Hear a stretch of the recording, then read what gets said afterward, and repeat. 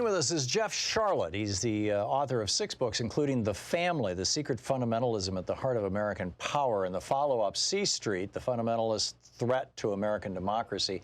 They've made this into a 5-part miniseries over on Netflix. Louise and I have watched, I believe, the first 3 or 4 parts of this. I don't think we've gotten to the last one yet. Netflix.com, of course. And Jeff is on the line with us. You can tweet him at Jeff Sharlet, S-H-A-R-L-E-T. Jeff, welcome back to the program. Hi, Tom. Good to be with you. This was absolutely fascinating. I mean, you and I have talked a number of times over the years, but it wasn't until I watched this documentary on Netflix that I really got how deeply embedded into the family you personally were, how you got there. I mean, you know, I know that you had told me your story on the air, but and I had, you know, I'd read parts of it in your book, but it's just extraordinary. I strongly encourage anybody in America to watch this. Give us for those people who don't know what we're talking about or what I'm blithering about here, give us a 1-minute recap of what the family is, how you got inside it, and well, let's start with that. Well, the family is the oldest. It's the most influential, and strangely, it's got a peculiar affection for privacy or secrecy. So it's the oldest, most influential, and most secretive Christian conservative organization in Washington. It goes back to the 1930s when it was formed as an anti-New Deal, anti-labor coalition. Politics that it's never really abandoned. And they differ from other Christian right organizations in the sense that they are not interested in, and they're not interested in the masses. They're not interested in everyday people. They believe that the whole thing started with an organization when God came to the founder of the organization, so he said, and gave him a direct vision, so he said, saying that Christianity had been getting it wrong for 2,000 years with his focus on the poor and the suffering and the down and out, that God instead wanted him to be a minister to those whom he called the up and out, the elites, key men. And that's what they've done. They've focused on politicians, business people, military leaders in the United States and abroad. And there's no membership application, the way you get in. The way I stumbled on this is years ago, I was working on a book about the varieties of religious experience, and a friend asked me to meet with her brother, who she was afraid had joined a cult. He had sort of dropped out and moved to Washington to be a part of this thing, and he invited me to come and live with a group of young men who were being sort of groomed for leadership in the organization. And pretty quickly I got a sense of the political scale of the event just by nature of the people I was meeting. I prayed with former Reagan Attorney General Ed Meese. There was senators, congressmen around, ambassadors, the then right-wing Prime Minister of Norway, Kjell Bondevik, just dropped by for a visit. The prominent right-wing columnist Cal Thomas came and gave us a lesson in biblical capitalism. And so I saw this was a much larger thing, and that's what led me into my investigation.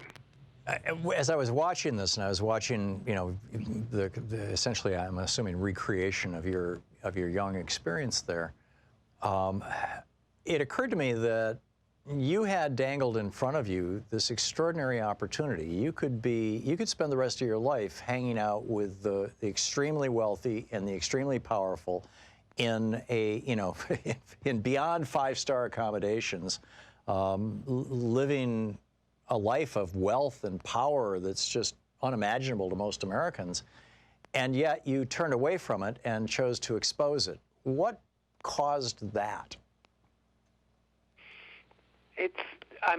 One of the things what we want to show in the Netflix series, we want to show the appeal, right? I think for a lot of secular people, for a lot of liberal people, they can look at Christian conservatives and they tell themselves, oh, these people are just dupes or fools or something like that. And that's not the case. The family are sophisticated folks, they're educated folks, they are pretty much affluent, wealthy folks. What is the appeal to this organization? So we wanted to show that, and the first couple episodes are sort of dedicated to that, seeing like what might draw you in. But at the same time, we wanted to show you what might frighten a sensible person away, which is why we start in the very first episode with the longtime leader, Doug Coe, delivering what is sort of his core sermon, one of his ideas. How do you understand who Jesus is? they preach a theology of Jesus plus nothing. Well, what do you mean by Jesus? Is this the Jesus that you encounter at your church? Not exactly. He says the best way to understand Jesus, he says, is to look at the example of leaders such as, I'm quoting here, Hitler, Lenin, Mao. It's horrifying. Now, Hitler is a fascist. Mao is not. He's a communist. What's the common denominator? Strength. Absolute strength. And that's their idea of what Jesus is. And so is this kind of a Protestant reinvention of the Catholic Church? Well, no, because they've drawn in Catholics as well. I mean, it was originally a Protestant organization as well. But no, it's not. I mean, Jesus plus nothing strips away everything. It strips away most of the Scripture. It strips away the prophets. It strips away theology. It strips away history. It becomes really about power. And you look, and this. Wait till you get to the 5th episode, Tom. You said you haven't seen it. We call it the Wolf King. That's their term for figures such as Donald Trump, and that's where we bring it into the present. We are saying, like, how can they embrace a figure like Trump? Because they look at his power, and they say the power is evidence enough to us that he's chosen by God. Doesn't matter if he's not a pious man. Right. They call him an imperfect vessel for God's will. That goes beyond any kind of mainstream theology that we encounter. It's a theology of power, pure and simple. Right. Yeah, and they compare him to the Persian king. What was King Cyrus? Yeah, there you go. But to the question, what do you think that it certainly seemed from the first 3 episodes that I watched? It certainly seemed that the vast majority, probably all of the people inside this cult, actually believe the tenets, the theology, this kind of Calvinistic worldview, that God has chosen some people for leadership, and therefore we need to basically, suck up to those people or work with those people or help guide those people in a way like Jesus. And at what point did you look at this and say, wait a minute? I mean, why is it that nobody has exposed this before and you did? I guess that's really my question. I wish I could make that claim, but in fact, in the series we see Lisa Getter, Pulitzer Prize winner for the LA Times, who in 2002 completed a year-long investigation into the family of the fellowship, as it's sometimes called, front page of the LA Times, looking at the ways in which they were functioning as a liaison between the U.S. government and really the most brutal, violent forces in Central America. I get that, but she wasn't an insider who came out. She wasn't an insider, but there have been a number of exposés, and the first one I can find is in 1959 in the Washington Post. 1975, the great Robert Scheer and Playboy put aside the other parts of the magazine. Nonetheless, they did a great investigative job looking at the ways in which this was functioning as an off-the-books bank for congressmen, which is to say an illegal bank. Right. And there's never been a follow-up. And there's no conspiracy here. There's a bigger problem. It's the conventional wisdom of the press and frankly, of the left and of liberals, too, who want to believe that Christian fundamentalists are these sort of pulpit pounders and Bible thumpers and these kind of Jerry Falwells in a too-tight suit and a Southern accent. And when someone who is sophisticated comes along, we see in the series, we got a number of members of the family to sit on camera for the first time. They felt like, okay, we're going to have to deal with this because it's happening. So we see A. Larry Ross, who is a leader of the organization, is PR man for major evangelical figures. We see former Congressman Zach Wamp. We see Senator Jim Langford. And we got these people to talk about their involvement. They're not thumping their Bibles. They're not pulpit pounders. They don't fit the stereotype of what a fundamentalist would be, and yet they're exercising more power for fundamentalism and for steering the United States toward a kind of complete collapse of the wall between church and state than any of these more popular TV figures that we're familiar with. So what do we do with this knowledge, Jeff Sharlet? We make some books. We make a Netflix series. We bring sunlight to it, right?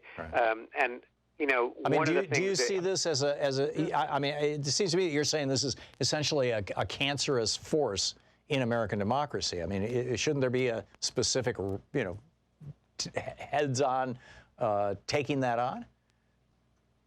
Well, I mean, we do have this thing called the First Amendment, right? Right. The First Amendment, and so, for instance, their one public event, the National Prayer Breakfast, which every president since Eisenhower has spoken of, is a flagrant violation of the First Amendment, and it's a serious violation because, as both I and the New York Times have reported, it functions as an off-the-books lobbying event. It's a week-long lobbying festival.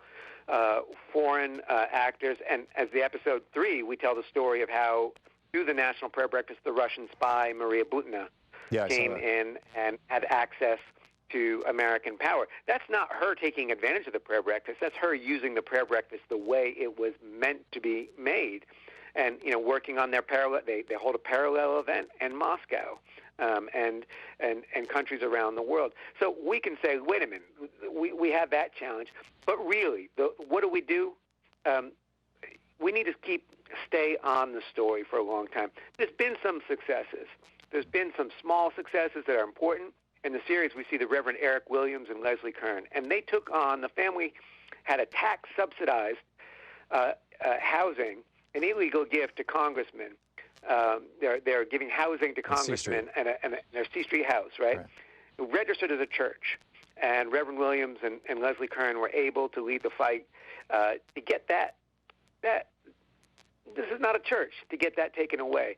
Other stories that we see in the series, as you get into episode 4, we see Congressman Bob Adderholt of Alabama, Republican congressman, longtime member of the family, has traveled to 18 countries representing the family, but as a U.S. congressman. And in episode 4, we see him in real time going to Romania, promoting an anti-LGBTQ agenda, trying to achieve there what they can't achieve here.